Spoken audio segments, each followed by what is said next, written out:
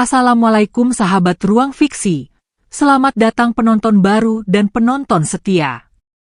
Hari ini, kita akan menelusuri sebuah kisah yang lahir dari air mata, hinaan, dan pengkhianatan.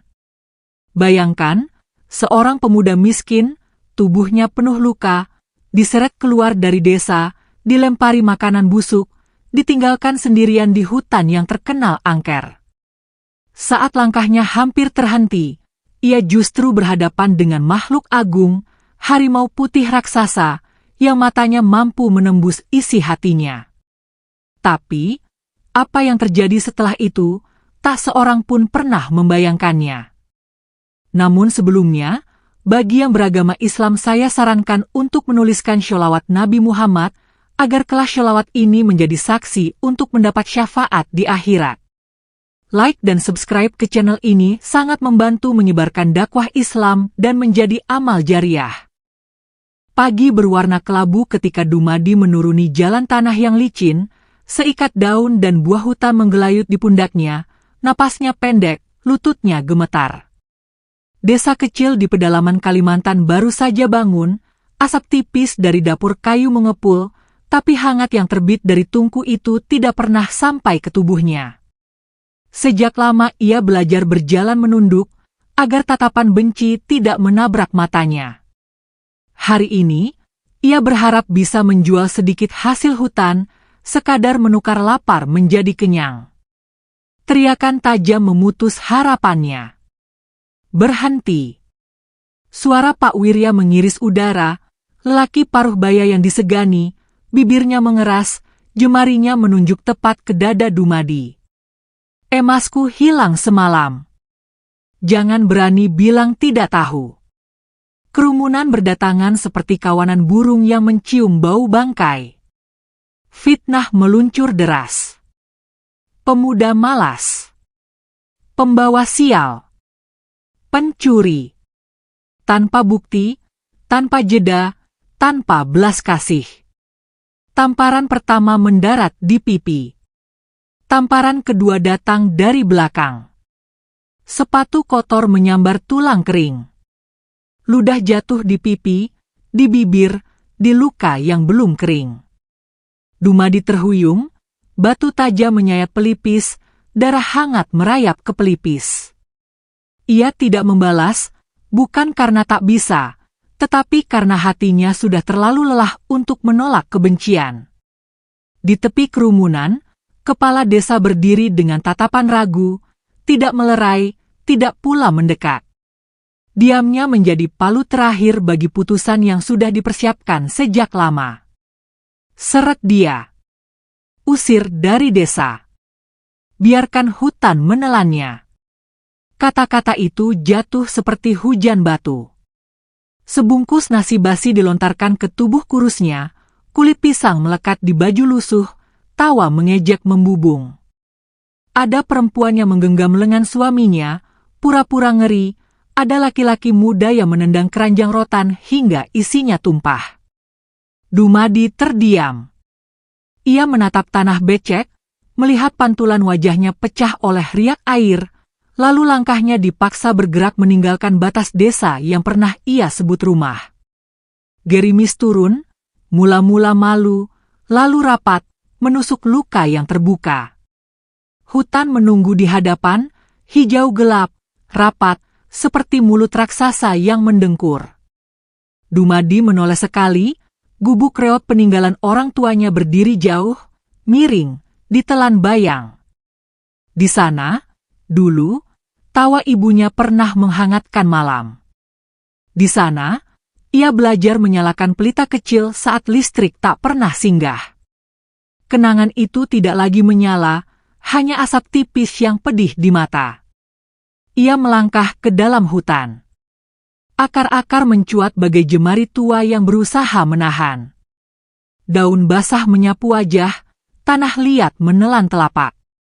Setiap langkah adalah pernyataan bahwa ia memilih sunyi ketimbang hinaan.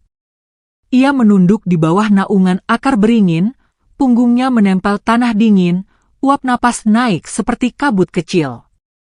Dada terasa sesak, bukan karena dingin, melainkan karena kalimat-kalimat yang tadi dilemparkan bagai batu.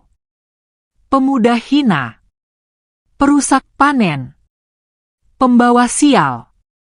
Kata-kata itu bergaung lebih nyaring daripada raungan angin. Sore jatuh cepat. Hutan menutup rapat pintu cahaya. Bunyi ranting patah, bunyi burung yang tak dikenali, geraman jauh yang merambat di tanah. Dumadi menahan gemetar, bukan karena takut akan gigi dan cakar, melainkan karena ia tahu, di antara pepohonan, binatang sering lebih adil daripada manusia. Ia meraup air dari aliran kecil di sela batu, meneguk perlahan, pahit tanah bercampur dingin menuruni tenggorok. Perut mengerut, tetapi lidah menolak mengeluh. Di sini tidak ada telinga untuk mendengar keluh. Malam mengeras. Gerimis menjadi tirai yang tak kunjung selesai. Angin datang membawa aroma daun busuk, jamur, dan sisa hujan. Di sela detik yang panjang, Dumadi teringat ibunya, nasihat yang diucapkan dengan suara rendah sebelum tidur.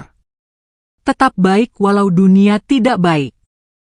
Kebaikan akan pulang, dengan cara yang tidak selalu kau mengerti. Kata-kata itu kini terdengar seperti dongeng yang terlalu halus untuk menahan kerasnya batu. Namun ia memeluknya juga, sebab itulah satu-satunya selimut yang tersisa. Langkah kembali ia ukir, menembus semak berduri. Kain celana tersangkut, betis tergores, darah tipis bergabung dengan air hujan, memanjang seperti tinta di kulit. Hutan melandai, lalu menanjak, lalu terjal, lalu sunyi. Sesekali, ia berhenti untuk mendengarkan.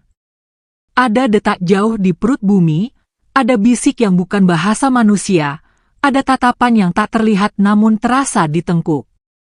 Ia tidak meminta selamat. Ia tidak meminta keadilan. Ia hanya meminta malam lekas bergeser. Di sebuah ceruk, di bawah akar tua yang melengkung, ia duduk bersila. Gemericik air menimang sunyi. Matanya terpejam, bukan tidur, hanya berupaya menutup pintu kenangan. Tubuhnya menggigil, namun ada bara kecil yang tak mau padam, bara itu bernama harap, tipis, nyaris transparan. Tetapi bara kecil, di malam yang paling panjang, tetaplah api. Geraman itu tiba-tiba. Rendah, berat, seolah keluar dari dada bumi sendiri. Udara di depan wajahnya berubah dingin yang tajam. Dunianya berhenti pada detik itu. Ia membuka mata. Di hadapannya, berjalan tanpa suara, tubuhnya besar, bulu putihnya memantulkan kilau hujan, garis keprakan mengalun seperti arus sungai di malam purnama. Sepasang mata menatap teduh, tetapi kuasanya tak terbantahkan. Nafas makhluk itu menggetarkan daun, menggeser kabut, menahan nyala bara agar tidak padam. Dumadi membeku. Jari-jarinya mengeras di atas tanah basah. Ia tidak lari. Hutan tidak memberinya tempat untuk lari. Makhluk itu mendekat, setapak demi setapak, bagai bulan turun ke bumi. Jarak tinggal sejengkal. Aroma tanah, embun, dan sesuatu yang suci menutup segala suara. Gerimis menggulung kata-kata, menyisakan diam yang pekat dan bening. Mata putih itu menembus pori-pori takut, menyisir luka yang disembunyikan, membaca sesuatu yang bahkan Dumadi tidak pernah berani baca. Bibirnya kering ketika ia coba bicara. Tidak ada suara yang berhasil lolos. Hanya dada yang naik turun, hanya tulang rusuk yang menghitung sisa keberanian. Hutan menunduk, malam menahan napas, gerimis melambat seolah tak tega merusak momen yang sedang bernapas sendiri. Di dalam kepala, sesuatu bergetar, seperti pintu yang lama terkunci dan kini digedor dari dalam. Bukan oleh amarah, bukan oleh dendam, tetapi oleh sesuatu yang lebih tua dari luka dan lebih muda dari pagi. Makhluk itu berhenti, menautkan pandang, dan dunia beralih dari gelap yang membutakan menjadi gelap yang menerangkan. Di tepi batas antara putus dan terus, di antara dingin yang memar dan hangat yang belum tiba, sebuah suara akhirnya datang, tidak dari telinga, melainkan dari dalam nadi, mengalun pelan, dalam, dan berwibawa, memanggil Dumadi untuk melangkah ke arah yang belum pernah ia tuju. Suara itu datang bukan dari telinga, melainkan dari tempat yang lebih dalam dari nadi. Ikut. Satu kata sederhana, namun menggulung seluruh malam menjadi hening yang berkilau. Dumadi menegakkan punggungnya, gerimis masih menitik di ujung rambut, dingin masih menggerogoti tulang, tetapi ada kehangatan samar yang merayap dari dada ke telapak tangan. Di hadapannya, harimau putih besar berdiri seperti pahatan cahaya. Mata birunya tidak menusuk, justru menenangkan, seakan mengangkat beban yang selama ini dibiarkan menimpa bahu tanpa jeda. Langkah makhluk itu begitu halus, tanah tidak mengaduh, dedaunan tidak meronta. Dumadi bangkit perlahan, mengguncang lumpur di lutut, dan mengikuti. Hutan menahan napas. Akar-akar tua yang tadi mencuat seperti cakar, kini seakan melengkung membentuk lorong. Kabut bergeser lembut, membuka jalan, seolah tahu siapa yang lewat. Di antara bunyi gemericik air dan seduh angin yang tertahan, ia mendengar lagi suara itu, lebih bening, lebih dekat. Kau telah menempuh gelap yang panjang, pemuda. Jangan takut pada gelap yang berikutnya. Dumadi menelan ludah.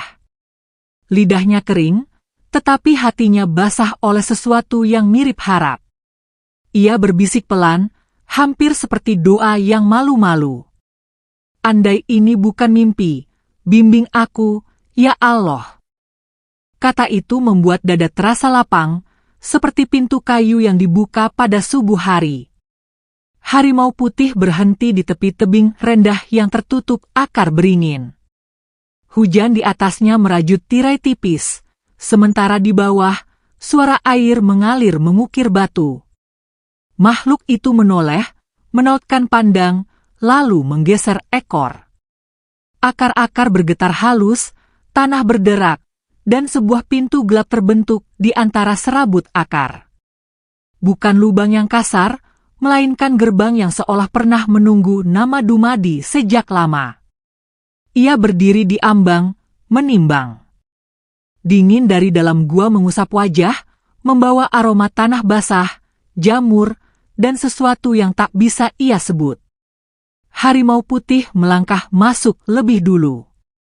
Dumadi menghirup napas panjang, merasakan nyeri di tulang kering yang dihadiahkan sepatu warga, merasakan luka di pelipis yang belum kering, dan merasakan sesuatu yang berbeda dari nyeri dan luka itu. Keberanian yang tidak meraung, tetapi berjalan pelan, pasti. Ia melangkah. Di dalam, gelap bukan musuh. Dinding gua memantulkan cahaya kehijauan samar, seperti lumut yang bersinar dari dalam batu. Tetes air jatuh dari langit-langit, mengukur detik, memberi ritme pada langkah. Suhu turun, suara luar lenyap bergantian dengan gema langkah yang tertib. Harimau putih tidak lagi berjalan di depan. Ia kini berada di samping, sejajar, seolah berkata, jalan ini bukan hanya milikku, juga milikmu. Dumadi memegangi dinding, merasakan kasar batu pada jari, merasakan dingin tanah pada telapak, dan merasakan berkurangnya rasa takut pada tengkuk. Lorong melebar. Ruang besar menyambut seperti perut bumi yang terbuka. Di tengahnya ada kolam bening yang diam, memantulkan cahaya hijau, memantulkan gerimis yang terseret dari pintu tadi. Harimau putih berhenti di bibir kolam, menunduk singkat, lalu bangkit. Bulu putihnya berpendar, garis keperakannya larut, tubuhnya melebarkan kilau, dan perlahan, di hadapan Dumadi, ia berubah. Perempuan tinggi berdiri di tempat harimau itu berdiri. Jubah putih mengalun hingga menyapu lantai, rambut panjang sewarna embun jatuh menyentuh bahu, mata biru tetap menyala seperti tadi. Hanya telinga dan ekor yang masih menyisakan rahasia asal. Ia bukan sosok bengis. Ia agung, tapi terasa dekat, seperti ketinggiannya menunduk agar yang rendah bisa melihat. Dumadi tersentak kecil. Bibirnya bergetar, tetapi ia memaksa suara keluar, lirih, jujur, tanpa hiasan. Siapa engkau, dan mengapa memanggil aku yang tidak punya apa-apa? Perempuan itu menatapnya tenang. Suaranya hadir di ruang, hadir di dada, hadir di benak, satu, tidak bertabrakan. Aku Ratu Siluman Harimau, penjaga hutan dan penakar hati. Aku melihat jalan yang kau tapaki, luka yang kau simpan, dan air mata yang tidak lagi kau izinkan jatuh. Aku memanggilmu karena hutan mengenali darahmu, dan gelap sudah terlalu lama mengunyah cahaya dalam dirimu. Dumadi menunduk, tidak karena takut, tetapi karena tiba-tiba terasa kecil di hadapan sesuatu yang mengetahui dirinya lebih dari dirinya sendiri. Aku hanya pemuda yang gagal jadi orang, Ratu. Aku miskin, aku kotor, aku dibuang. Ratu mengangkat telapak tangan. Miskin tidak selalu menandakan kotor. Dibuang tidak selalu menandakan kalah. Kadang yang dibuang adalah benih yang sengaja diletakkan ke tanah yang lebih dalam agar akarnya kuat. Dan benih tidak menuntut, benih hanya bertahan sampai tiba saatnya. Air kolam beriak perlahan, padahal tidak ada angin. Dinding gua memunculkan ukir-ukir cahaya, menari tanpa suara. Ratu melangkah mengitari kolam, suaranya menjadi lebih rendah, seperti nyanyian yang lupa lirik namun tidak lupa rasa. Ada 3 ujian menunggu. Bukan untuk membuatmu besar, melainkan untuk membuktikan bahwa kecil yang jujur lebih berarti daripada besar yang kosong. Pertama, selamatkan harimau muda yang ditawan siluman gelap di rimba sebelah. Kedua, bebaskan roh penjaga pohon yang disegel serakah.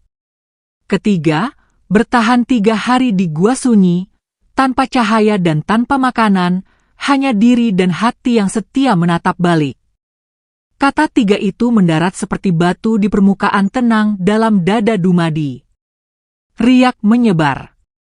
Ketakutan sejenak memanjat dari kaki ke kepala, lalu melemah karena ditolak sesuatu yang lebih dalam. Ia mengangguk pelan. Aku tidak punya ilmu, Ratu. Aku tidak punya kuat. Tapi kalau yang kau minta adalah niat, itu yang masih tersisa padaku. Bibir Ratu melengkung tipis. Niat adalah pintu. Aku akan menjaga selama niatmu tetap bening. Ketika kau goyah, ingat gelap yang sudah lewat. Ketika kau gentar, ingat langkah yang membuatmu sampai ke sini. Pintu lain terbuka di dinding jauh, bulat, gelap, memanggil. Udara dari arah sana membawa bau besi dan belukar kering. Ratu berdiri tegap, matanya memercik biru yang membuat dingin teratur. Ujian pertama dimulai. Suaranya jatuh, dan lorong itu seperti menelan suku kata terakhir, menyimpan di celah batu. Dumadi melangkah. Dinding gua menyempit lalu kembali melebar, seperti paru-paru yang menghela panjang. Di ujung lorong, hutan lain menunggu. Bukan hutan yang ia kenal. Daunnya kemerahan seperti nyala yang tenang. Kabut menggantung rendah, memeluk tanah, membuat setiap langkah seperti membelah selimut yang tidak ingin dibelah.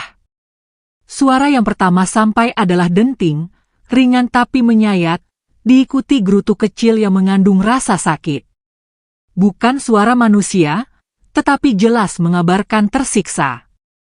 Harimau muda, pikir Dumadi, namun lidahnya menolak menyebut harimau sebagai kecil, jadi ia berkata di dalam hati, makhluk muda yang belum cukup musim. Ia mempercepat langkah, menelusuri suara hingga berhenti di balik akar-akar yang menjalin seperti pagar.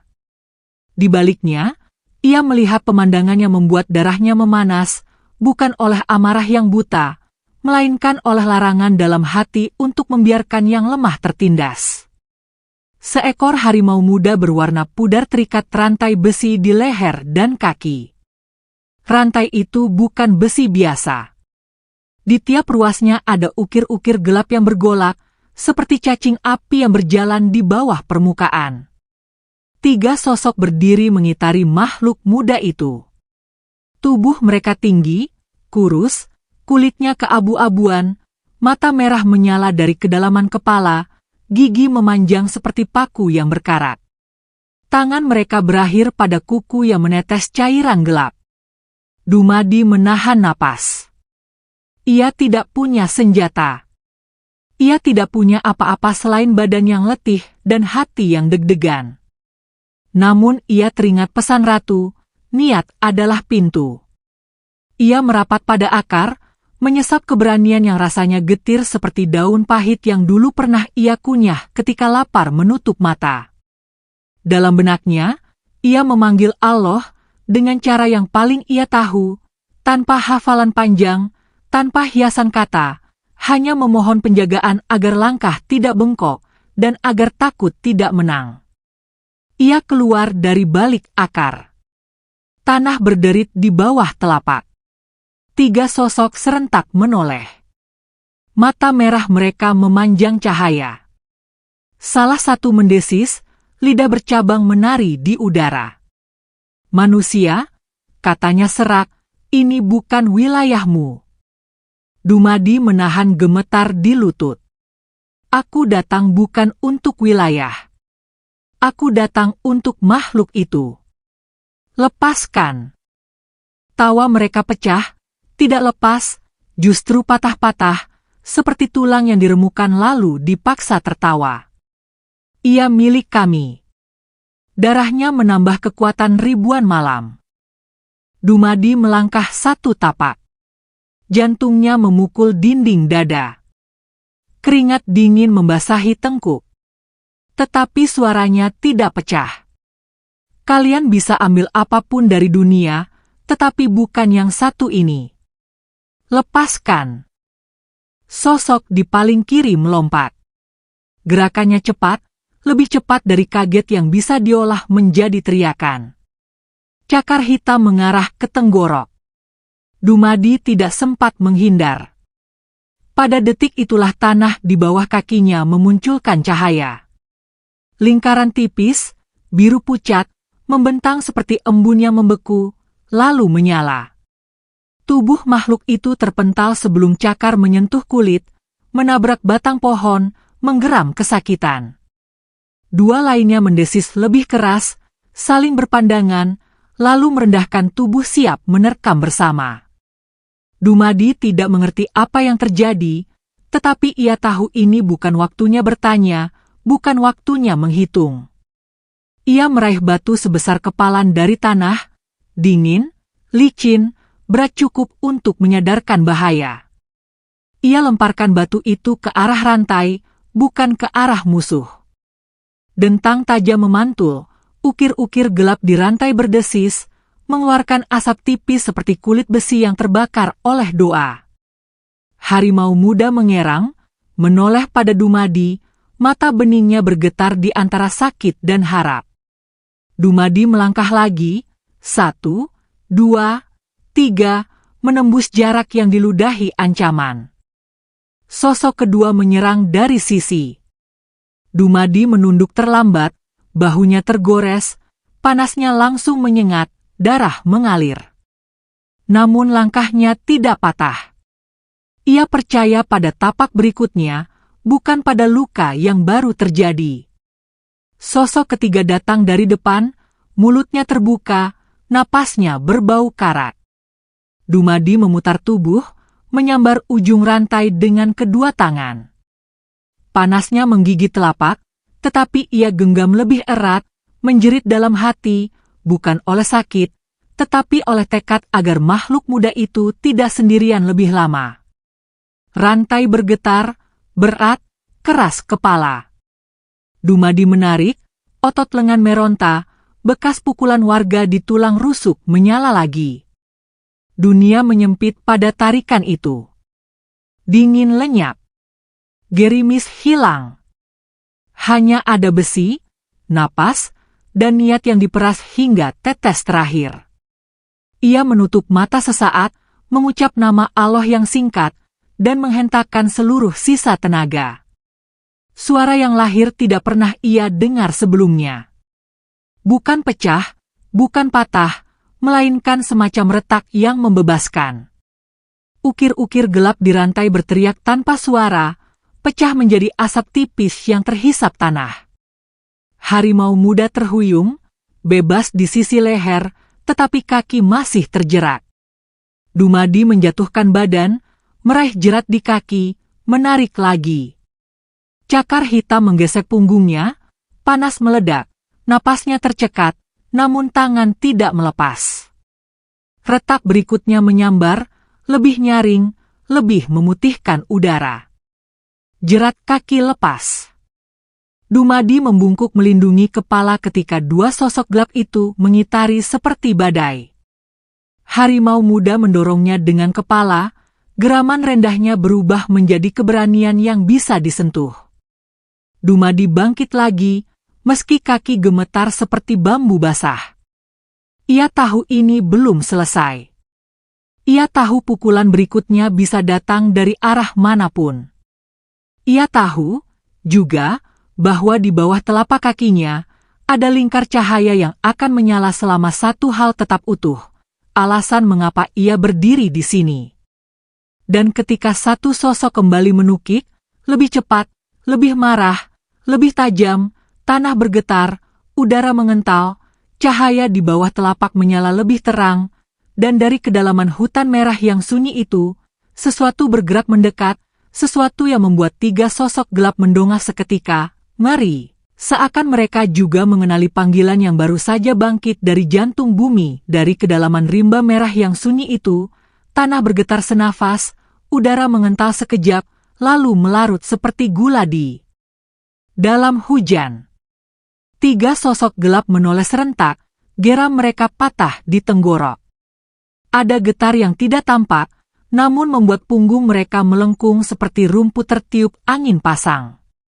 Lingkar cahaya di bawah telapak Dumadi menyala lebih terang, biru pucatnya memantul di tetes gerimis yang menggantung, membuat malam seperti bertabur bintang yang turun rendah. Suara datang lagi, tidak menabrak telinga, tetapi menyeberangi jarak ke dada. Tenang, seteguh batu di dasar sungai. Bertahanlah pada alasanmu. Dumadi menegakkan punggung, darah hangat merayap di punggung akibat cakar yang tadi sempat menyambar, tetapi rasa sakit itu seperti diikat oleh sesuatu yang lebih besar dari luka. Ia menatap makhluk muda yang kini setengah bebas. Mata beningnya memercik harap. Di situ, Dumadi menemukan alasan yang ia perlukan untuk berdiri lebih lama. Sosok gelap yang memimpin mengangkat tangan, kuku hitamnya menetes cairan pekat yang menghisap cahaya. Manusia, desisnya, kau dilindungi, tetapi perlindungan padam ketika hati bengkok. Bengkokkan hatimu, maka kami akan memakan sisa keberanianmu. Dumadi mengatur napas, menarik gerimis, mengeluarkan keberanian. Ia tidak menjawab ejekan. Kata sering kalah oleh niat yang dilaksanakan diam-diam. Ia menekuk lutut, kembali meraih sisa rantai di kaki belakang makhluk muda. Besi itu panas, seolah baranya berasal dari dalam tanah. Ukir-ukir gelap di permukaan rantai bergerak seperti cacing yang menolak mati. Telapak tangan Dumadi menghitam di tepi garis, melepuh kecil-kecil, namun genggamannya justru makin erat. Ia mengingat suara ratu yang tadi singgah di ruang gua. Niat adalah pintu. Selama niatmu bening, hutan akan mengerti. Dua sosok gelap meluncur sekaligus, satu dari kiri membawa angin pekat yang menyesakkan, satu dari kanan menebar bau karat. Tanah di bawah lingkar cahaya bergetar, biru pucatnya menjadi putih benderang, bukan menyilaukan, tetapi menahan, seperti tangan tak terlihat yang merengkuh bahaya lalu meletakkannya pelan di luar batas. Dentum tak terlihat itu memantul di batang pohon, mengirim serpih lumut berjatuhan, membuat gerimis bergetar. Dua sosok itu jatuh berlutut, meracau tanpa kata. Dumadi menarik lagi, otot lengan menjerit, jantung menghentak, namun sorot matanya tetap mengikat pada kunci terakhir di pergelangan kaki makhluk muda. Retak pertama terdengar seperti bisik. Retak kedua seperti doa yang lolos dari bibir. Retak ketiga seperti pecahnya malam.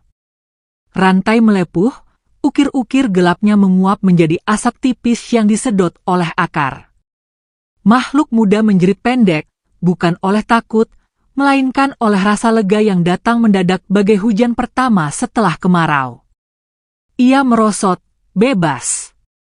Dumadi ikut merosot, lututnya menghantam tanah, napasnya tercekat, pandangannya berkunang, namun di sela debur darah yang berlari di telinga, ia mendengar sesuatu yang membuatnya tersenyum. Geraman rendah, hangat, seperti ucapan terima kasih yang diucapkan oleh yang tidak punya bahasa manusia. Pemimpin siluman gelap bangkit terpincang, mata merahnya menyalak marah. Kekuatanmu pinjaman, dengusnya, dan setiap pinjaman harus dilunasi. Ia mengangkat kedua tangan, udara berkumpul di ujung kuku seperti tinta pekat.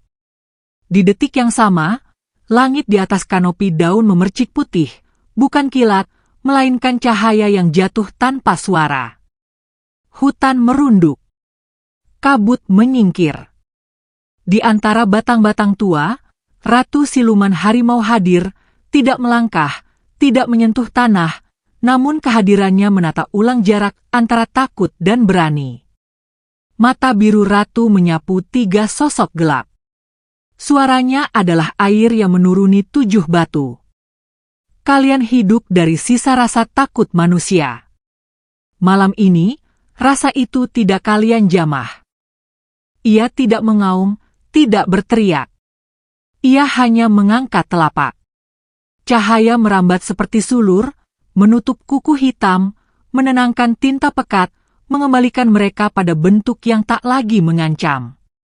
Tiga sosok itu melunak, seperti lumpur yang kehilangan arus. Mereka mundur, memudar, larut ke dalam kabut, menyisakan bau besi yang menua. Biru pucat di bawah kaki Dumadi meredup. Hutan kembali bernapas. Ratu menundukkan kepala ke arah makhluk muda yang kini berdiri tegak merapat pada Dumadi. Pulang, bisiknya. Sang makhluk muda menatap Dumadi sekejap, menggesekkan kepala ke bahu, lalu melesap ke balik akar, tubuhnya menjadi garis perak yang sekali lamba, lalu hilang. Dumadi berdiri perlahan.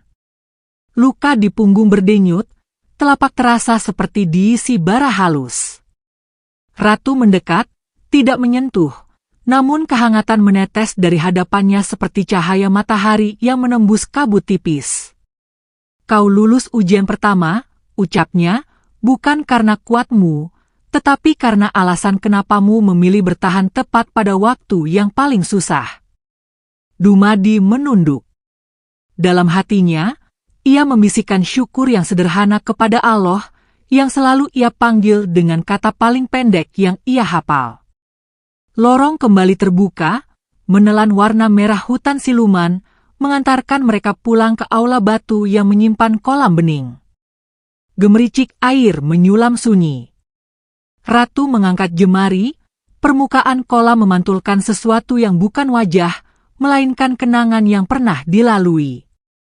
Di dalam riak, Dumadi melihat dirinya dihalau dari desa, wajah-wajah yang menertawakan, gubuk reot yang naik turun tertiup angin, lalu gambar itu pecah dan diganti pemandangan baru. Pohon raksasa berdiri di tengah dataran, batangnya melingkar sebesar rumah, namun seluruh tubuhnya dibelit rantai besi yang lebih tua dari karat. Di sekelilingnya, puluhan patung batu berbaris, wajahnya seram, mata kosong yang seakan bisa bangun kapan saja. Itulah ujian kedua, kata Ratu, suaranya turun setengah nada, roh penjaga pohon itu disegel oleh tangan serakah.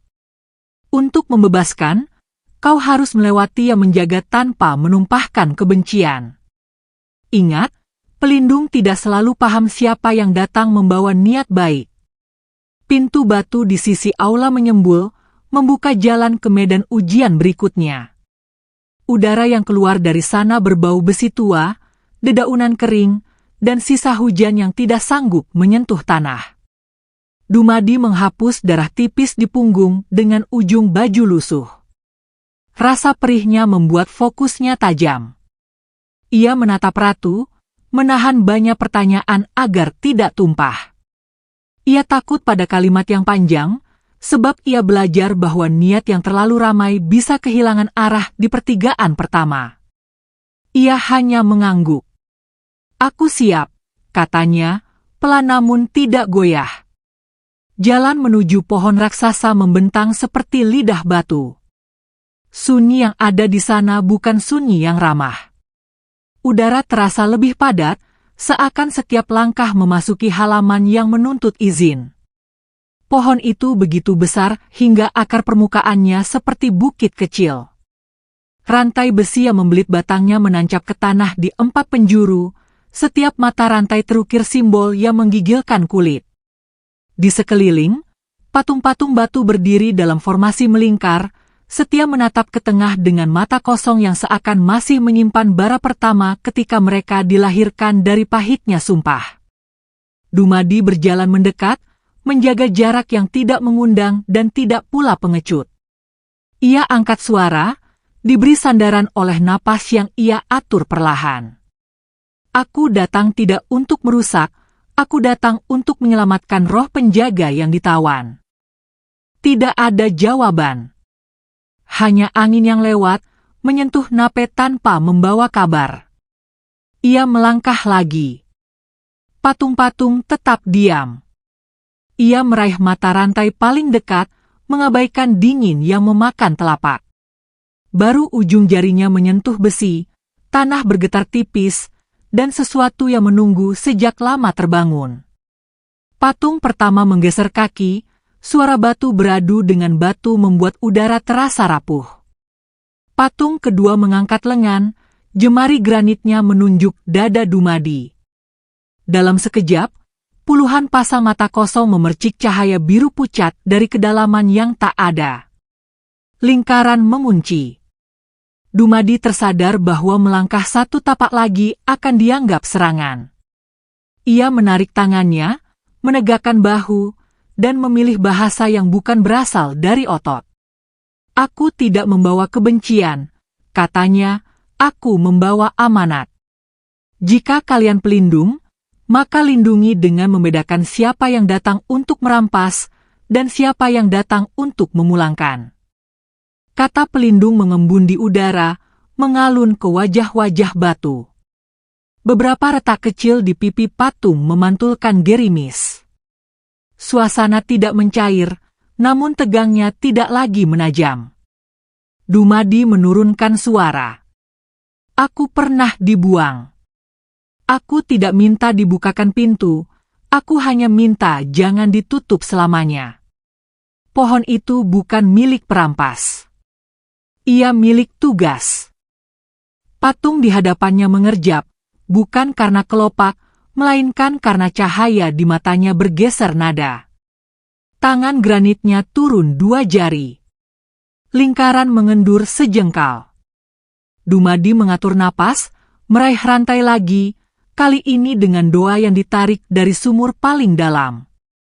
"Allah, jika niatmu jernih, jangan biarkan tanganku gemetar sia-sia." Ia menarik. Tidak sesulit rantai yang pertama, tetapi besi ini licik. Ia menolak bukan dengan berat, melainkan dengan licinnya yang membuat pegangan lepas.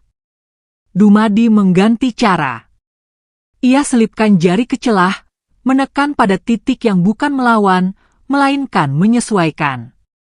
Ia tidak bertarung dengan besi, ia mendengarkan dengungnya.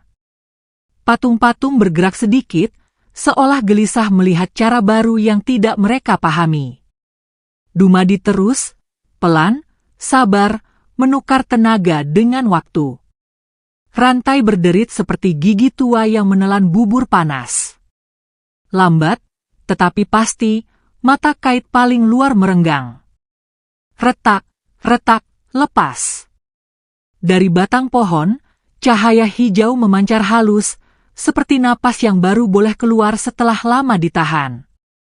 Di tengah cahaya itu, sesosok bayang berwujud tua muncul, jubahnya dari helaian daun yang tidak pernah kering, wajahnya tenang seperti air telaga. Ia menunduk dalam. "Terima kasih," katanya, suaranya menumbuhkan rumput. Angin berubah arah. Hutan menurunkan bahunya. Rantai yang lain melemah, seperti ingat lelah. Dumadi mematahkan simpul berikutnya, dan berikutnya, hingga besi tinggal besi, tak lagi disihir kebencian. Patung-patung batu kembali ke posisi awal, mata cahaya mereka padam satu persatu, hingga yang tersisa hanya batu yang lelah melaksanakan tugas selama bertahun yang tidak dihitung kalender. Roh penjaga memudar, namun sebelum hilang sepenuhnya ia menyentuhkan telapak cahaya ke dada Dumadi. Hangat meresap, bukan menjadi kekuatan baru, melainkan menjadi penyangga agar kekuatan lama tidak mudah jatuh. Kembali ke aula, langkah Dumadi terasa lebih berat, bukan karena lelah, melainkan karena ia tahu apa yang menunggu. Ratu menyambut dengan pandang yang memuliakan tanpa memuja. "2 ujian telah lewat," katanya, "tinggal 1, dan ini yang paling sunyi. Gua yang tidak memiliki cahaya, tidak memiliki suara, tidak memiliki makanan. 3 hari yang lebih panjang dari 3 tahun, bila hati menolak berdamai." Ia menunjuk sebuah lorong sempit di sisi yang belum dibuka. Anginnya tidak dingin, tidak hangat, hanya tidak memiliki rasa, seolah semua rasa digantung di pintu agar tidak ikut masuk. Dumadi memandang lorong itu. Di sana, tidak ada musuh yang bisa ditunjuk. Tidak ada besi untuk ditarik, tidak ada patung untuk diajak bicara. Di sana, musuhnya adalah bisik yang selama ini ia biarkan tinggal di bawah bantal. Ia menatap telapak yang melepuh, merasakan denyut di punggung, lalu mengangkat wajah. Ratu menatap balik, birunya teduh namun teguh. "Aku siap," ujarnya, lebih kepada dirinya sendiri daripada kepada siapapun. Ia melangkah mendekati mulut lorong. Batu di ambang terasa lebih halus, seperti sering dilewati doa. Ia menoleh sekali, melihat ratu yang mengangguk kecil, tidak mengulang nasihat, tidak menambah kalimat. Sebab ada perjalanan yang justru akan terhambat oleh kata-kata. Dumadi menarik napas panjang, memasukkan hening ke paru-paru, lalu menginjak gelap. Langkah pertama menghapus cahaya dari belakang. Langkah kedua menutup suara gemerici kolam. Langkah ketiga memadamkan semua yang bisa diandalkan selain detak jantung. Pintu batu di belakangnya menggeser perlahan, mengeluarkan bunyi klik yang lembut, namun terasa seperti palu yang menutup sebuah kotak tempat masa lalu ditinggal sendiri. Di depan, tidak ada apa-apa. Di depan, ada dirinya sendiri, utuh, tanpa selimut, tanpa kaca, tanpa penyangkal. Dan dari ketiadaan itu, sesuatu mulai menyusun pertanyaan yang tidak membutuhkan tanda tanya, namun sanggup mengoyak jika dibiarkan tak terjawab terlalu lama. Udara sore itu terasa berat, seperti ada yang menekan dada Raka saat ia menapaki teras rumah kayu tua yang sudah ia lihat dari jauh sejak di jalan setapak. Dindingnya kusam, catnya terkelupas, dan beberapa papan lantainya tampak miring.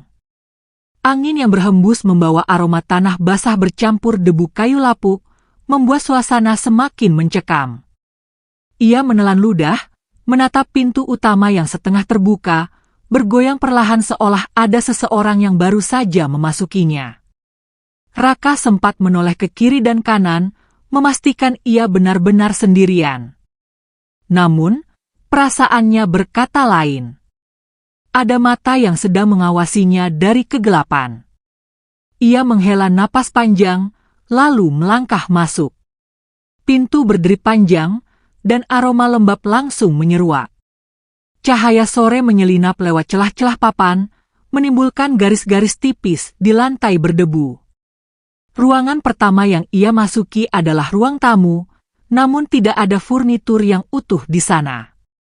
Sebagian besar kursi patah, meja kecil tergeletak miring, dan di sudut ruangan ada rak kayu dengan beberapa buku berdebu yang tampak seperti tak pernah tersentuh selama bertahun-tahun. Raka meraih salah satu buku, meniup debunya, dan terkejut melihat isinya penuh dengan catatan tulisan tangan. Bukan bahasa yang ia kenali sepenuhnya, namun ada beberapa kata yang membuat bulu kuduknya meremang, kata-kata yang terasa seperti peringatan. Langkahnya kemudian mengarah ke sebuah pintu di ujung ruang tamu. Pintu itu berbeda, terbuat dari kayu tebal dan memiliki ukiran rumit yang tampak seperti simbol-simbol kuno. Di balik pintu itu, terdengar suara samar, seperti seseorang sedang berbisik. Raka menempelkan telinganya, mencoba menangkap apa yang sedang dibicarakan. Suaranya begitu pelan, namun ia yakin itu bukan sekadar hembusan angin. Tiba-tiba, lantai di belakangnya berderit. Jantung Raka berdegup kencang. Ia menoleh cepat, namun tidak ada siapapun. Hanya ruangan kosong dan debu yang melayang di udara. Saat ia kembali menatap pintu itu, bisikan tadi menghilang. Digantikan oleh suara ketukan, satu kali, lalu dua kali, pelan tapi jelas. Tangannya gemetar saat memegang gagang pintu. Pintu itu terasa dingin, jauh lebih dingin dibanding udara di sekitarnya. Ia ragu, tapi rasa penasaran mengalahkan rasa takut. Perlahan, ia mendorong pintu itu. Deritanya panjang, memecah keheningan rumah. Di balik pintu, ada lorong sempit dengan lampu minyak yang menggantung dan masih menyala redup. Seolah ada seseorang yang baru saja lewat. Di ujung lorong, Raka melihat bayangan bergerak cepat menghilang ke balik sudut. Ia langsung melangkah cepat, mengikuti bayangan itu. Langkahnya bergema di lantai kayu yang rapuh, setiap pijakan seakan bisa membuatnya jatuh menembus ke bawah. Ketika ia sampai di ujung lorong, bayangan itu sudah lenyap. Namun di depannya kini ada sebuah ruangan yang jauh lebih rapi dibanding bagian rumah yang lain. Lantainya bersih, dindingnya dipenuhi foto-foto lama dalam bingkai kayu.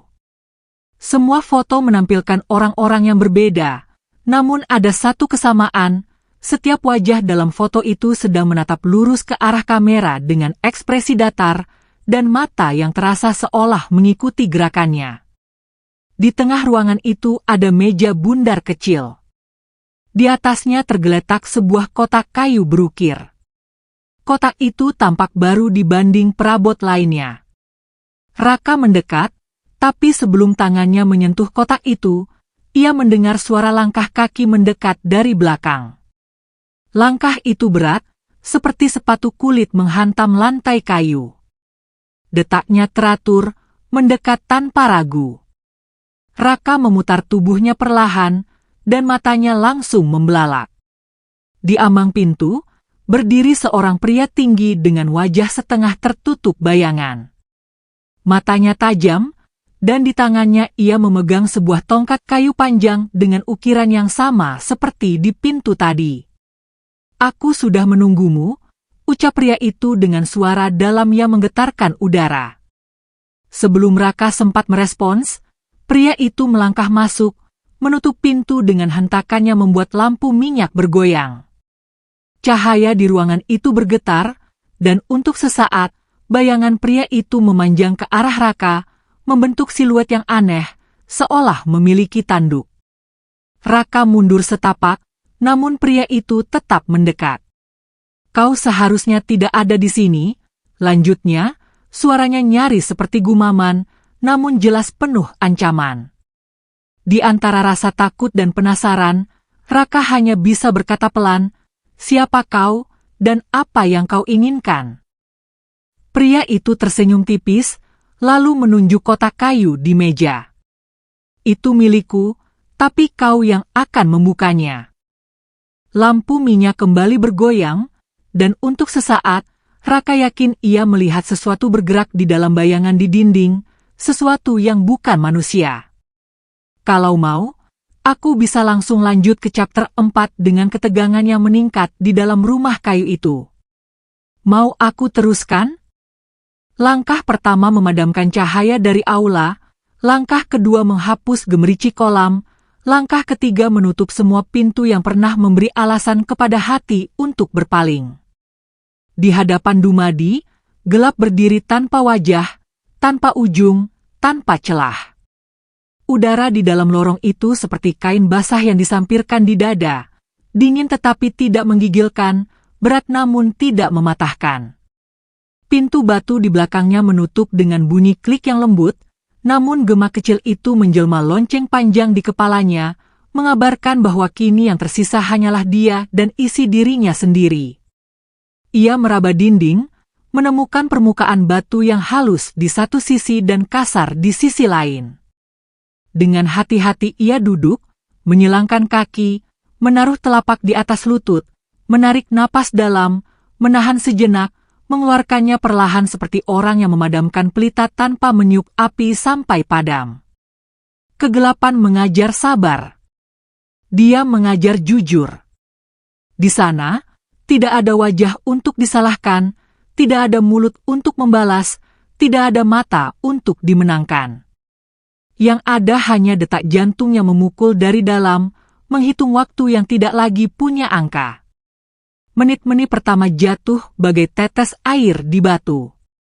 Detik-detik berikutnya berubah menjadi arus yang memutar, membawa masuk segala yang selama ini dicampakkan ke sudut-sudut kepala. Suara ejekan warga datang duluan, deras, tajam, bergantian seperti pisau yang diasah di atas batu basah. Pemuda malas. Pembawa sial. Pencuri. Tawa yang memekik di siang hari menebal dalam gelap malam. Dumadi menarik napas lagi, mengatur aliran agar tidak putus, berbisik dalam hati menyebut nama Allah dengan cara yang paling sederhana. Setiap sebutan ia ikatkan pada satu luka, satu ingatan, satu kalimat yang dulu menghancurkan.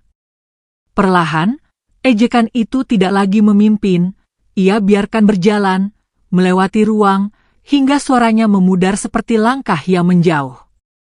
Lalu datang wajah-wajah yang dulu ia hindari menatap. Pak Wirya berdiri paling depan, bibirnya mengejek, bola matanya kecil seperti ujung paku. Di belakangnya ada para lelaki muda, pundak mereka lebar, tawa mereka membelah udara.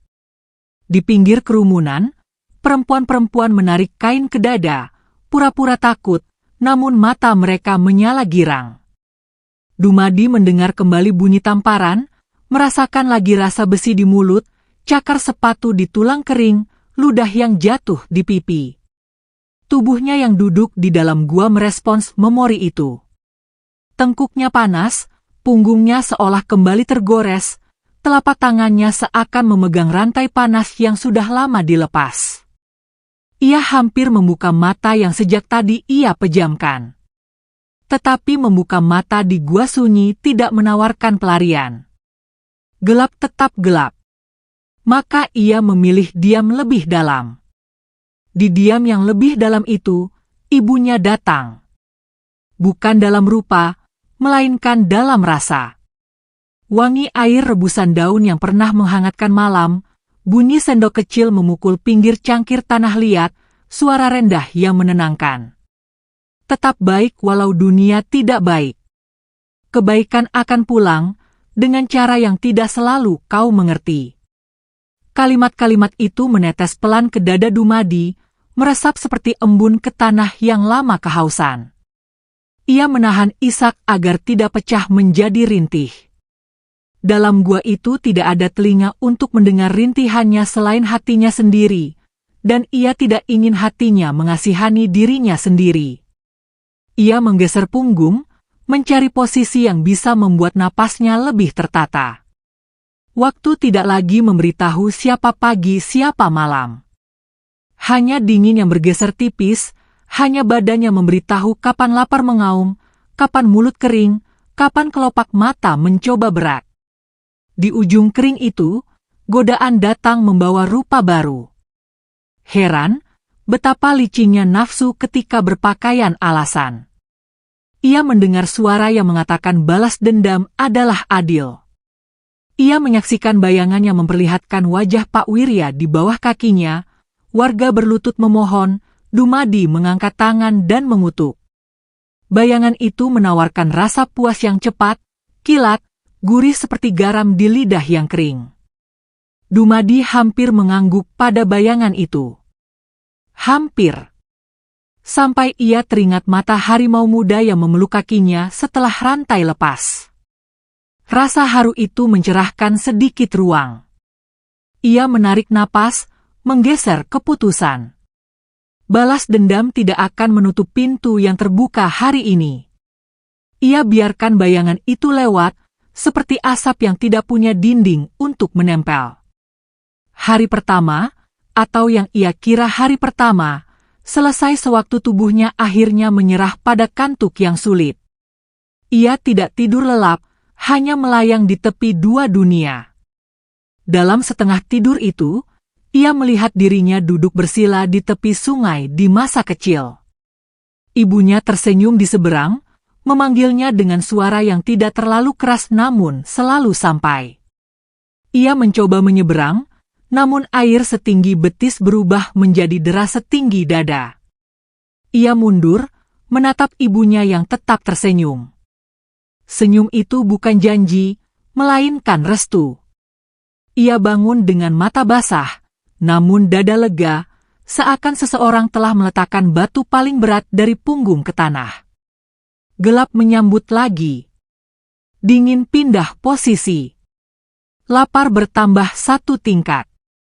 Kali ini tidak ada suara ejekan. Yang datang justru sunyi yang terlalu panjang. Sunyi jenis ini tidak ramah. Ia mengundang cemas yang tidak bernama. Ia membisikkan jenis pikiran yang tidak ia duga bisa terpikir. Hal-hal tentang mati, tentang hilang, tentang tidak ada satupun yang akan menandai kuburannya bila ia menyerah di sini. Dumadi menatap ke dalam, dan memantul menemukan mata sendiri menatap balik. Ada takut di sana. Bukan takut pada kegelapan gua, melainkan takut pada kegelapan dalam diri. Ia kembali memanggil nama Allah pelan, mengikatkan setiap panggilan pada satu napas penuh, menurunkannya perlahan, seperti menabur benih satu persatu, bukan sekaligus, agar tanah tidak kaget. Di sela doa itu, datang godaan yang lebih halus. Suara yang mengatakan menyerah pun bisa disebut tawakal. Suara yang membisikkan bahwa cukup sampai di sini pun termasuk bijak. Suara yang meminjam kosakata sabar untuk menutup rapat pintu ikhtiar. Dumadi hampir setuju. Ia bisa saja mengetuk batu, memanggil ratu, meminta diakhiri, meminta ujian diganti, meminta pintu dibuka. Tidak ada yang melihat, tidak ada yang akan tahu selain dirinya sendiri. Ia bisa berdusta pada ingatannya sendiri. Tetapi ia teringat kalimat ratu sebelum ia melangkah ke lorong ini. Gua sunyi akan menelanjangimu dari dalam. Ia tidak ingin menatap dirinya sendiri dalam keadaan telanjang lalu melihat dusta. Maka ia menahan lidah dari mengetuk, menahan jari dari mencari dinding yang bisa disalahkan, menahan dirinya dari menghargai alasan yang lahir hanya agar rasa sakit punya baju. Lapar akhirnya menjelma getaran halus yang tidak dihiraukan lagi tubuh. Kepala ringan, bibir pecah, telapak terasa menebal. Pikiran tidak lagi setajam awal, namun hati justru membesar, seperti ruang yang disapu hingga sudut-sudutnya terlihat. Di ruang itu, dia meletakkan satu persatu orang yang pernah menyakitinya. Pak Wirya berdiri di tengah. Ia memandangnya, bukan dengan dendam, melainkan dengan keberanian untuk menyebut hal yang dulu tidak berani ia sebut. Bahwa ia sakit hati. Bahwa ia marah. Bahwa ia kecewa. Ia membiarkan 3 kata itu lewat di dadanya lalu keluar, tidak ditahan, tidak ditambahi. Setelah 3 kata itu pergi, ruang di dadanya menjadi lega seperti rumah yang dibuka semua jendelanya sesudah hujan. Kelegaan membawa bensin untuk nyala kecil yang sedari awal ia bawa ke dalam gua. Nyala itu bukan nasihat, bukan kalimat puitis, bukan juga keajaiban. Nyala itu hanya tekad sederhana untuk tidak menyerahkan kendali pada rasa yang ingin menang hari ini dengan membuatnya kalah di semua hari esok. Entah kapan, entah sudah berapa putaran napas, entah sunyi macam apa yang baru saja lewat, tiba-tiba ada sesuatu yang berubah. Bukan suara, bukan cahaya, melainkan rasa yang lebih tua dari 2 itu. Seperti tangan yang lama menahan pintu dari dalam, kini melepaskan pegangan dan membiarkan daun pintu terbuka sendiri. Udara di gua bergeser. Hangat menetes seperti tetes madu. Kegelapan yang tadi terasa padat mendadak menjadi bening. Dumadi membuka mata, dan untuk pertama kalinya sejak memasuki lorong, ia tidak lagi marah pada gelap. Ia menerimanya seperti malam yang memang lahir untuk menyiapkan pagi. Dalam bening itu, suara ratu hadir, bukan dari luar, melainkan dari pusat dada, dalam, jernih, tidak menghakimi. Dumadi, kau tidak mengalahkan gelap, kau berdamai dengannya. Itulah yang kucari. Kalimat itu memantul pelan, menjadi getar yang menghangatkan bahu, memijat tengkuk, meluruhkan beban yang sedari kecil dipaksa memikul hal-hal yang lebih besar dari usianya. Dumadi menunduk pada suara itu, bukan dengan tubuh, melainkan dengan hati. Cahaya biru yang sangat lembut muncul dari dasar gua, mula-mula seperti kabut yang enggan, kemudian seperti air yang meningkat di kolam pada musim hujan. Cahaya itu menyelimuti Dumadi tanpa menyilaukan, meresap tanpa menyakiti. Di titik itulah ia merasakan sesuatu memasuki dirinya, bukan seperti benda, melainkan seperti suara yang tiba-tiba punya lengan. Rasa itu berjalan di lengan yang melepuh, mengusap punggung yang tergores, menuntun napas yang sempat patah. Bukan hanya tubuh yang diusik hangat, juga sesuatu yang lebih dalam daripada luka kulit.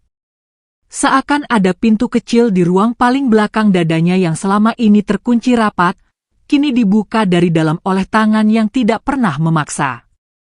Ia melihat lagi wajah Pak Wirya, tetapi kali ini tanpa tajam di tepi, tanpa getas di suara hati. Ia melihat wajah para lelaki muda yang menendang keranjangnya, para perempuan yang tertawa sembunyi, anak-anak yang melempar batu kecil. Ia melihat gubuk miring peninggalan orang tua, tampias hujan di dinding, tungku yang mati, malam yang menolak dihangatkan. Ia melihat semua, dan di tengah semua itu ia berkata dalam hati, "Aku tidak menyukai yang kalian lakukan, tetapi aku menolak mengangkut kalian terus di punggungku." Dengan kalimat itu, beban yang ia pikul sejak lama jatuh seperti karung yang akhirnya diizinkan menyentuh tanah. Cahaya meredup tanpa benar-benar pergi. Gua kembali sunyi, namun sunyinya kini ramah. Napas Dumadi teratur. Lapar masih ada, namun bukan lagi penguasa. Haus masih menuntut, namun tidak lagi berkuasa. Ia berdiri perlahan, kakinya goyah sedetik, lalu stabil. Saat ia menatap ke depan, kegelapan pecah tipis di garis horison batu. Mulut lorong memunculkan garis cahaya yang tadi tidak ada. Pintu terbuka dengan bunyi yang hanya didengar oleh hati yang siap. Dari luar, wangi tanah basah mengalir masuk, membawa kabar yang tidak diucapkan, hanya disampaikan. Dumadi melangkah ke arah cahaya itu. Dinding yang dingin menyusut, lantai yang keras menjadi ringan. Setiap tapak seperti mencoret garis pada lembar kosong.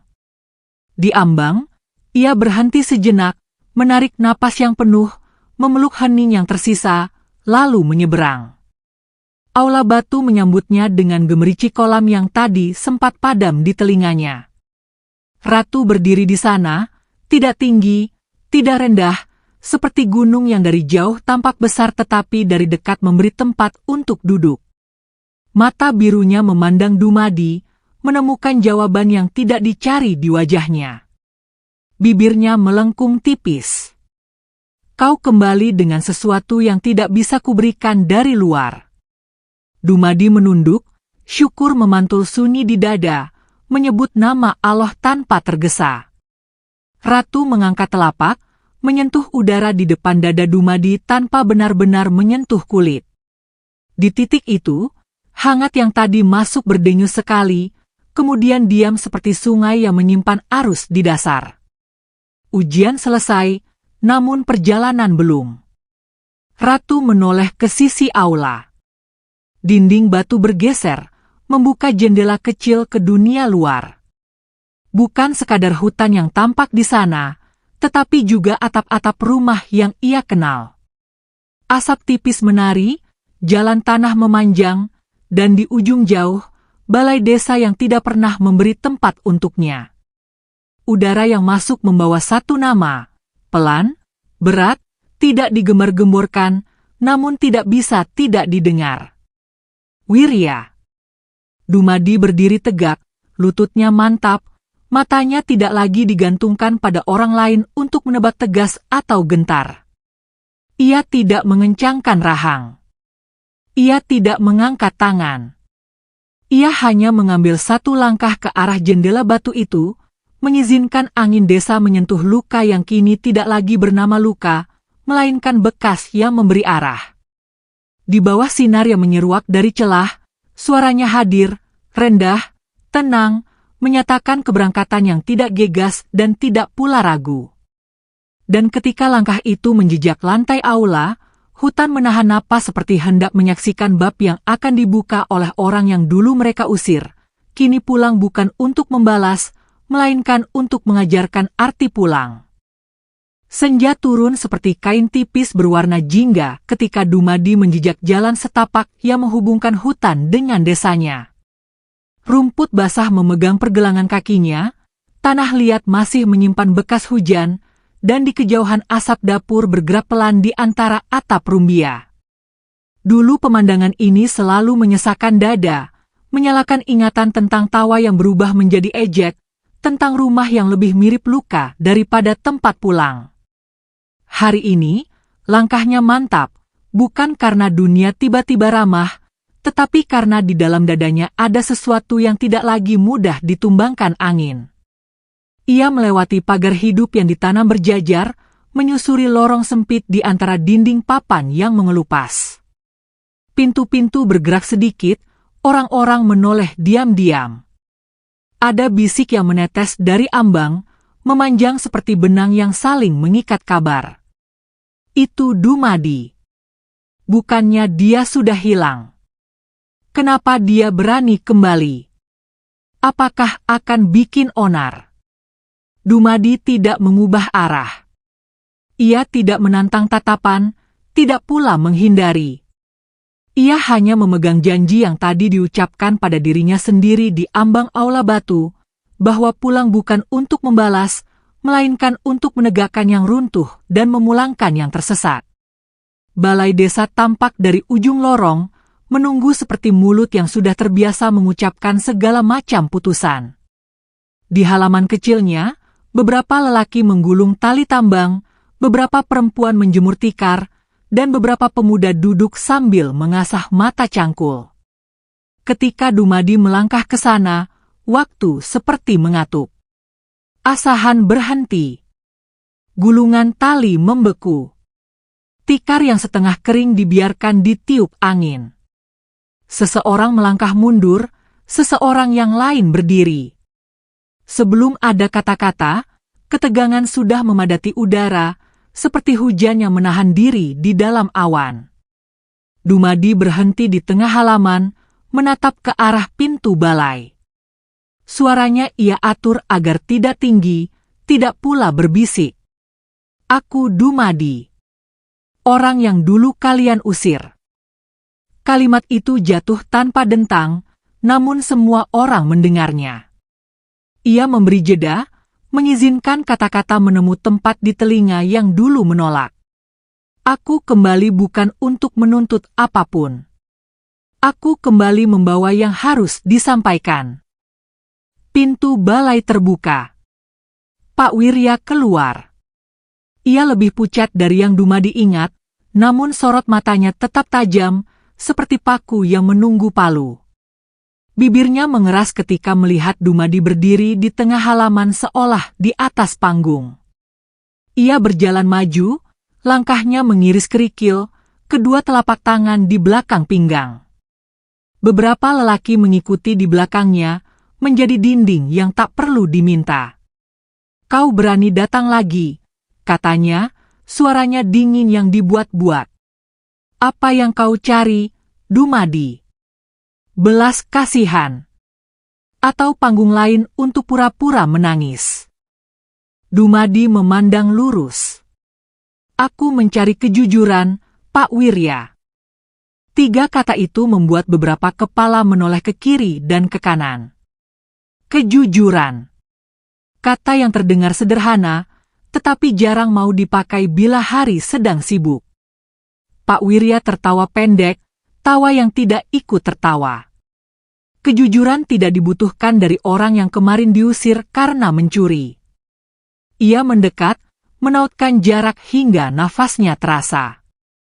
Kau ingin membuat keributan lagi. Pulanglah. Sebelum aku memanggil orang-orang untuk mengusirmu sekali lagi. Aku tidak akan pergi, jawab Dumadi tenang, sampai kebenaran berdiri sendiri tanpa perlu berteriak. Ia menggerakkan pandangan menyapu wajah-wajah yang berkumpul di pinggir halaman. Ada rasa ragu di sana, rasa bersalah yang belum menemukan kata, rasa ingin tahu yang takut dinilai. Ia mengangkat tangan perlahan, bukan untuk menunjuk, melainkan untuk memanggil tenang. Dengarkan aku sebentar saja. Jika setelah itu kalian ingin aku pergi, aku akan pergi. Seorang lelaki tua yang dulu pernah meminjamkan tali pengikat ke Dumadi saat badai mematahkan atap gubuk, melangkah setengah badan ke depan, seakan hendak berkata sesuatu, lalu urung. Seorang perempuan yang dulu melempar kulit pisang ke baju lusuhnya menunduk, jari-jarinya meremas ujung selendang. Anak-anak yang tadinya berlari-larian berhenti, berkumpul di belakang kaki orang tua mereka, menatap dengan rasa ingin tahu yang belum disuruh memilih kanan atau kiri. Cukup, potong Pak Wirya, suaranya naik setengah nada. Balai ini bukan tempat untuk pengemis mencari panggung. Kita punya urusan jauh lebih penting dari membiarkan orang buangan berhayal di halaman. Ia menoleh kedua pemuda, mengangguk. Keduanya maju, merapatkan bahu, bersiap menarik Dumadi dari tengah. Saat itulah sesuatu yang tak terlihat namun bisa dirasa turun di halaman kecil itu. Hening yang tidak biasa. Angin sejenak menahan nafas. Daun di pucuk-pucuk bambu berhenti berdesir. Mata Dumadi berubah, dari teduh menjadi biru pualam yang menenangkan sekaligus menggetarkan. Bukan nyala yang membakar, melainkan cahaya yang mengajak menunduk. Kedua pemuda itu langsung berhenti, seperti ada tali yang menahan pergelangan kaki mereka. Pak Wirya memicingkan mata. Apa itu? Gumamnya, lebih kepada dirinya sendiri daripada kepada orang lain. Dumadi menurunkan tangan yang tadi terangkat, membiarkan keheningan menyebar, melembutkan tepi-tepi yang tajam. Ketika ia bicara lagi, suaranya tidak keras, namun menembus seperti air yang menemukan celah batu. Aku diberi karamah. Bukan untuk merasa tinggi, bukan untuk menghina, melainkan untuk membukakan tirai yang selama ini kalian jaga dengan takut. Aku tidak datang membawa batu. Aku datang membawa cermin. Ia menoleh sedikit ke kiri. Di depan pagar hidup, Dua perempuan yang tadi berbisik-bisik menunduk dalam. Ia menoleh sedikit ke kanan. Dua pemuda yang tadi siap menariknya mundurkan langkah satu tapak. Wajah-wajah bergerak pelan seperti laut pasang yang ditahan rembulan. Pak Wirya tertawa lagi, kali ini lebih keras, namun getarnya palsu. Ilusi, katanya, mengangkat tangan seperti menepis lalat. Kalian akan percaya dengan mata yang diwarnai trik murahan. Ia melangkah lagi, ingin membelah hening dengan keyakinan yang ia sangka masih dipatuhi banyak orang. Desa ini selamat karena ketegasan, bukan karena dongeng hutan. Dumadi menatapnya, biru di matanya tidak menyala lebih terang, justru menenangkan, seperti pagi yang hadir tanpa bunyi trompet. Pak Wirya, ucapnya, aku tidak ingin menang. Aku ingin kita semua berhenti kalah. Kalimat itu membuat beberapa orang memejamkan mata sekejap, seolah ada sesuatu yang disentuh dari dalam.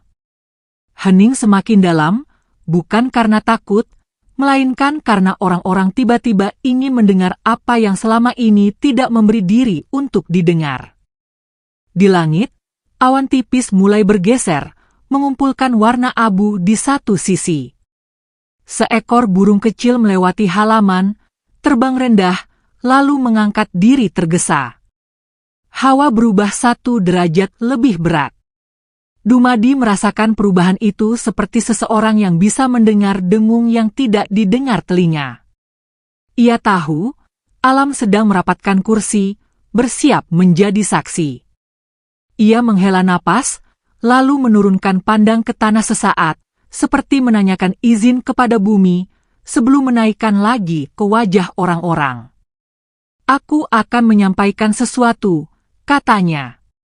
Bukan dari mulutku saja, tetapi dari apa yang selama ini kalian kubur di bawah beras, di bawah kasur, di bawah tumpukan alasan. Matanya menatap Pak Wirya. Birunya memantulkan sosok laki itu seperti permukaan telaga yang jernih memantulkan gunung. Pak, ada hal yang harus Pak Wirya akui. Bukan pada aku, bukan pada hutan. Pada dirimu sendiri, dan pada orang-orang yang selama ini percaya. Pak Wirya mendorong dagu ke atas. Aku tidak punya apapun untuk diakui. Ia berkata tegas, tapi kulit di lehernya bergetar tipis. Angin menabrak daun kelapa, menggesekkan serat, menimbulkan suara yang seperti bundel sapu yang diseret di tanah. Anak-anak merapat ke kaki ibu mereka, salah satu memegang tangan ibunya lebih kuat. Seorang lelaki tua merapikan pecinya yang miring, tidak karena ingin rapi, tetapi karena tangannya butuh sesuatu untuk dipegang agar tidak gemetar. Dumadi mengangkat telapak, sejajar dengan dada. Ia tidak menunjuk. Ia tidak menghardik. Ia hanya menjemput momen yang sudah lama menunggu pintu. Lihatlah, katanya pelan. Di belakang Pak Wirya, udara beriak tipis, seperti panas yang bergoyang di atas jalan aspal pada siang terik. Dari riak itu, sebuah bayang hitam mengembun, mula-mula kecil seperti asap, kemudian memanjang seperti tirai. Wajahnya tidak jelas, namun geraknya mengulang-ulang sesuatu yang pernah dilakukan oleh tangan manusia. Menyalakan api di gudang padi. Menyusup ke laci tempat uang iuran desa disimpan. Mendorong seorang pemuda agar jatuh bersalah. Bayang itu tidak berteriak, tidak menuntut, hanya memperlihatkan ulang tanpa edit, tanpa musik latar, tanpa narasi yang dibumbui. Orang-orang menutup mulut, mata mereka membelalak, tangan mereka saling mencari, seolah takut jatuh ke lubang yang baru saja mereka lihat dengan mata sendiri. Bohong, seru Pak Wirya, namun serunya tidak mempunyai kaki. Itu sihir. Suaranya pecah di ujung. Ia menoleh ke kanan dan kiri, mencari wajah yang bisa diajak setuju. Tetapi hening telah mengikat banyak mulut agar berhati-hati. Di tepi halaman, Perempuan yang dulu melempar kulit pisang melepas selendangnya dari genggaman, kedua tangannya naik ke dada, seolah ingin menahan sesuatu agar tidak jatuh dari dalam. Dumadi membuka mulut hendak bicara lagi, tetapi pada detik itu juga, langit berubah lebih gelap seolah seseorang menutup separuh matahari dengan telapak besar. Angin berputar sekali, pendek, lalu berhenti. Bambu-bambu di belakang balai desa menggesek lebih keras, menghasilkan bunyi yang membuat bulu kuduk berdiri. Seekor anjing melolong di ujung lorong, jawabannya tersesat di antara dinding papan. Di tanah, semut yang berjalan dalam barisan mendadak berhenti, kemudian menyelinap ke dalam lubang. Hawa menjadi berat seperti air yang menahan napas. Dumadi menatap langit sejenak. Ia tahu tanda ini. Alam menajamkan perhatiannya, bukan untuk menghukum seketika, melainkan untuk memperingatkan serentak. Biru di matanya meredup jadi teduh. Ia kembali menatap orang-orang, bibirnya bersiap mengucap sesuatu yang akan menentukan kemana arah ombak berpaling. Dan pada detik ketika semua telinga condong, ketika semua dada menahan, ketika bayang hitam di belakang Pak Wirya menarik diri seperti hendak membocorkan yang belum selesai, bunyi pertama itu datang. Pelan, rendah, tetapi jelas, lahir dari perut bumi, menjalar ke telapak kaki, naik ke betis, memanjang sampai tengkuk. Dentum yang tidak memecah, namun menyingkirkan riuh yang tak perlu. Hening menjadi lebih hening. Mata-mata membesar. Mulut-mulut terbuka tanpa kata. Di tengah halaman balai desa, di antara pandang yang terikat dan napas yang diperam, suaranya akhirnya keluar, bening, tenang, mengandung keputusan yang tidak terburu. Kalimat pertama baru jatuh. Dan petir, yang sejak tadi menunggu izin di ujung awan, mengurutkan cahaya di balik kelam. Petir merambat di balik awan, cahaya menyala tipis, lalu padam seperti mata yang berkedip panjang. Hawa menegang. Di halaman balai desa, orang-orang berdiri tanpa gerak, seolah tanah menahan telapak mereka agar tidak kabur dari momen yang sedang ditentukan. Dumadi mengangkat wajah. Biru di matanya tidak mengancam, justru menenangkan, seperti telaga yang menerima batu lalu memulihkan permukaannya. Suaranya keluar bening, tidak tinggi, tetapi menembus ke tempat yang selama ini disembunyikan. Cukup. Biarkan yang tersembunyi kembali bernama. Udara di belakang Pak Wirya beriak lagi. Bayang hitam yang tadi mengembun kini mengental, menampakkan gerak tangan yang menyalakan api di gudang padi, langkah senyap yang membuka laci uang iuran, bisik yang memerintah kaki-kaki muda untuk menendang keranjang rotan seorang pemuda miskin. Gambar-gambar itu tidak diiringi nyanyian, tidak dibumbui kata, hanya putar ulang kejadian sebagaimana terjadinya. Orang-orang memegangi dada.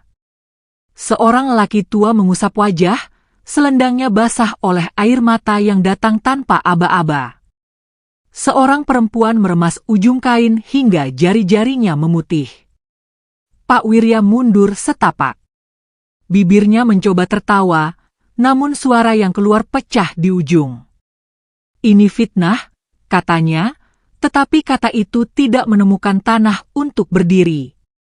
Bayang itu memutar lagi, menampilkan tumpukan catatan yang disembunyikan di bawah papan lantai, menampilkan angka-angka yang tidak pernah sampai ke kas desa, menampilkan malam ketika gudang padi dibakar lalu keesokan paginya nama Dumadi diserahkan kepada amarah orang banyak. Hening menjadi lebih berat. Petir di kejauhan seperti mengurut tulang-tulang langit. Dumadi menurunkan tangan. Biru di matanya kembali teduh. Ia melangkah setapak, tidak untuk mendekat mengancam, melainkan untuk membiarkan kata-kata dirasakan tanpa teriakan. Aku tidak membawa api. Aku membawa cermin. Jika bayangan di cermin melukaimu, itu bukan karena cermin yang jahat. Ia memandang wajah-wajah di sekeliling. Kalian pernah memukulku, pernah menertawakan, pernah meludahi. Aku tidak lupa, tetapi aku memilih tidak mengangkut kalian di punggungku lagi. Hari ini yang perlu berdiri adalah kebenaran, bukan dendam. Angin menurunkan daun tua dari dahan, jatuh tepat di dekat kaki Pak Wirya. Lelaki itu menatap ke bawah, seolah daun itu menyebut namanya. Bahunya bergetar. Tangan yang sejak tadi disembunyikan di belakang pinggang bergerak ke depan, kosong, gemetar, kehilangan cara untuk menyembunyikan rasa yang menghakimi dari balik kulit. Aku salah, katanya lirih, lebih mirip hembus yang kehilangan kekuatan. Aku iri, aku takut, aku membiarkan rasa takutku menelan akal, lalu menukar amanah menjadi alat menjaga kursi. Orang-orang mengerang pelan bersama, bukan menghardik, melainkan menanggung rasa malu yang tumbuh di dada mereka sendiri. Ada yang menutup wajah, ada yang merunduk, ada yang menatap Dumadi dengan mata yang tidak lagi menolak. Seorang ibu yang dulu melempar kulit pisang ke baju lusuhnya melangkah ke depan, bersujud cepat, lalu bergetar menahan air mata. Maafkan kami, suaranya pecah, kami mengikuti karena takut tidak dianggap bagian dari ramai. Dumadi mengangguk, tidak tinggi, tidak kecil. Aku memaafkan.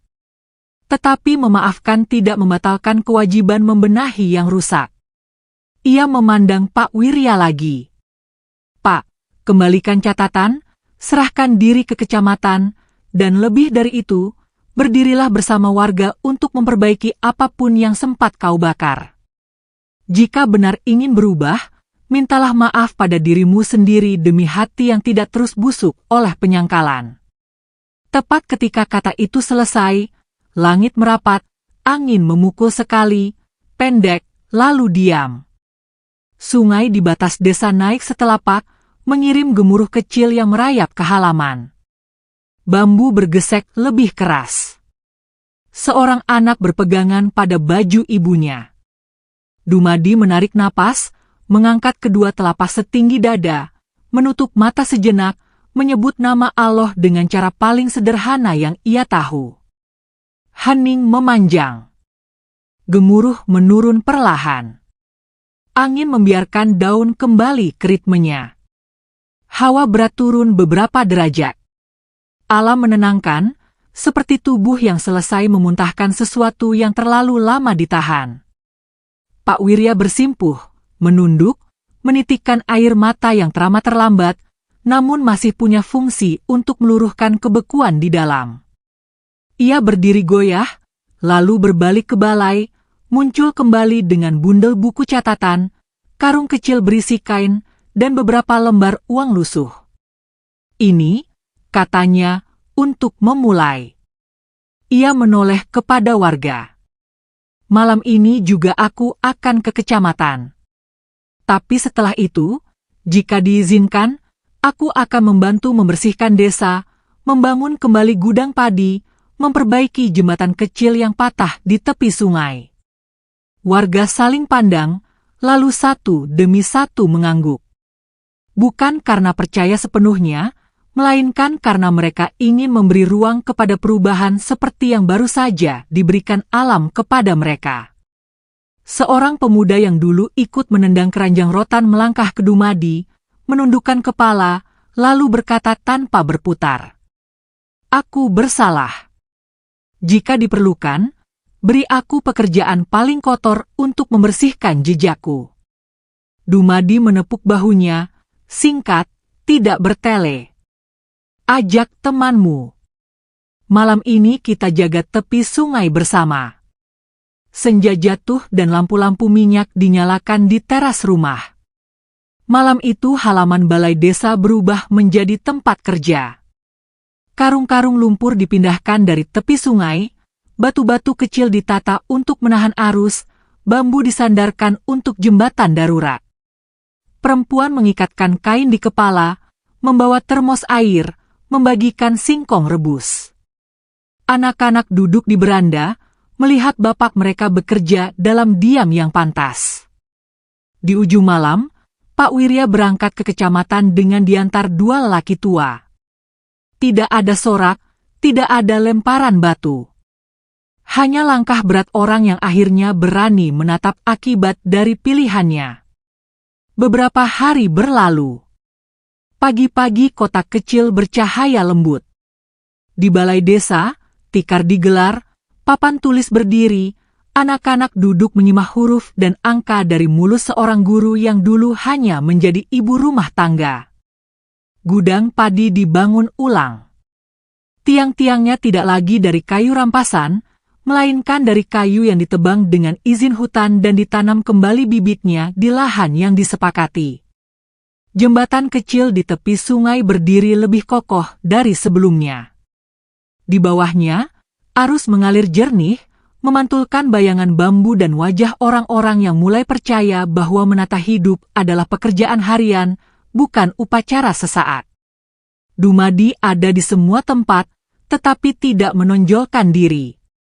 Pagi ia mengangkat bambu, siang ia menyalakan api untuk membakar ujung tiang agar tahan rayap, sore ia memeriksa tepi sungai yang sering berubah sifat, malam ia duduk di teras gubuk miring peninggalan orang tuanya, menyalakan pelita, memejamkan mata, menyebut nama Allah perlahan.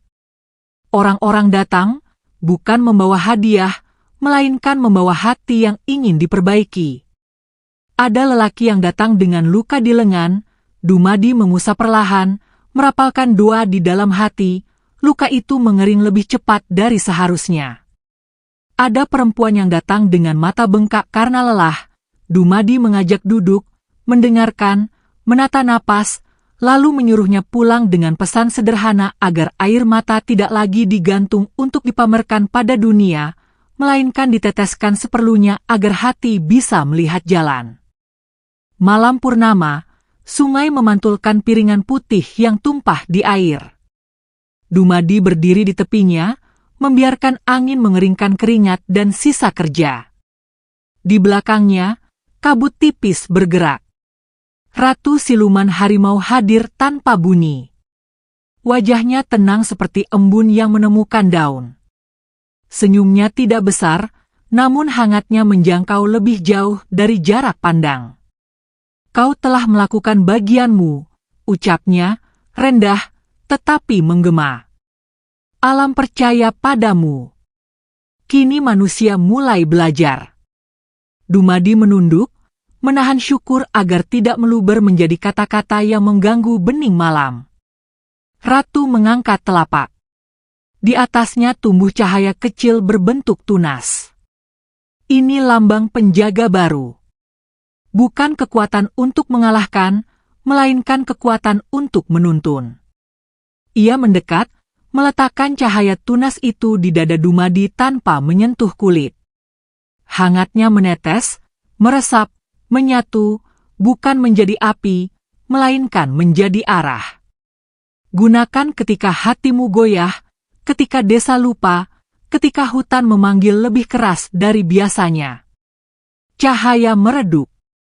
Ratu memandang sekali lagi, biru matanya seperti menandai jalan yang akan muncul suatu hari nanti. Ketika kau berjalan di batas antara pohon terakhir dan rumah pertama, ingat bahwa kedua dunia itu hanya menjadi musuh ketika manusia lupa pada dirinya sendiri. Ia berbalik, melangkah, memudar bersama kabut, meninggalkan aroma tanah basah dan bunga liar yang baru mekar. Pagi berikutnya, di bawah pohon besar di dekat balai, warga berkumpul. Ada yang membawa daun pisang berisi ketan, ada yang membawa air kelapa, ada yang membawa panci kecil penuh sayur bening. Mereka tidak merayakan dengan gegap, hanya menandai hari ketika desa memutuskan untuk tidak berjalan dengan mata tertutup lagi. Seorang pemuda mencoba meneriakkan nama Dumadi sebagai calon kepala desa. Suara-suara setuju hampir berangkat, tetapi Dumadi mengangkat tangan. Ia tersenyum, menatap satu persatu, lalu menggeleng pelan. Aku bukan pemimpin. Aku penjaga. Kepala desa harus orang yang ahli mengurus angka dan orang, bukan yang ahli mengingat luka. Warga terdiam sejenak, lalu mengangguk. Mereka tahu, menempatkan orang di tempat yang sesuai adalah bagian dari kebenaran yang baru mereka peluk. Nama lain disebut, suara bulat mendukung, dan balai kembali menerima amanah tanpa bergetar di lantainya. Dumadi menepi, duduk di akar pohon, memandang anak-anak yang berlari membawa huruf-huruf yang baru mereka kenal. Seorang bocah mendekat, membawa seekor kupu-kupu yang terperangkap dalam genggam. Dumadi merenggangkan jari kecil itu, membiarkan kupu-kupu terbang, lalu berkata pelan agar hanya angin yang mendengar. Jika sesuatu ingin kembali ke tempatnya, tugas kita hanya membuka genggam. Sore turun dengan lembut. Dumadi berjalan di batas desa, menapaki jalur yang memisahkan rumah pertama dari pohon terakhir. Di satu sisi, suara periuk dan tawa kecil. Di sisi lain, desis daun dan panggilan burung. Ia berhenti di tengah, memejamkan mata, merasakan dua nafas yang saling menyesuaikan. Di dadanya, tunas cahaya berdenyut sekali, lalu tenang, seperti jantung hutan dan jantung desa yang akhirnya bersahabat. Malamnya, dari jauh, auman panjang terdengar, tidak menakutkan, melainkan seperti salam. Dumadi menoleh ke arah hutan, lalu ke arah rumah-rumah. Ia mengatur langkah, tidak cepat, tidak lambat.